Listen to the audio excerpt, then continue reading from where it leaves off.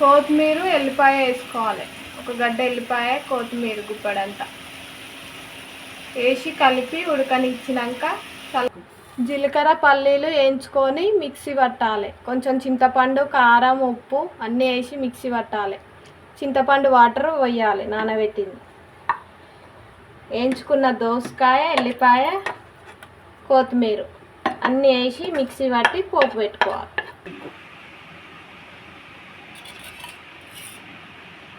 పోపు చేసుకోవాలి. దోసకాయ చట్నీ మిక్సీ పట్టినాక ఆయిల్ 4 టేబుల్ స్పూన్ ఆయిల్,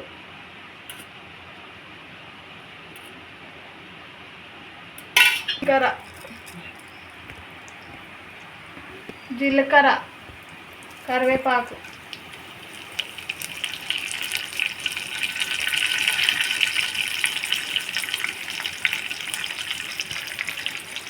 పసుపు, ఎండుమిర్చి, కొంచెం ఇంగువ పొడి చిక్కలు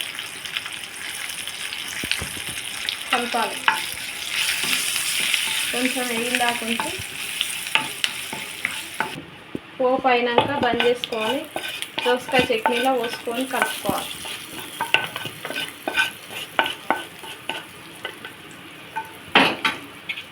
కలుపుకొని దోసకాయ చట్నీ టేస్టీగా రెడీ. రైస్లోకి, చపాతీలోకి సూపర్ ఉంటుంది.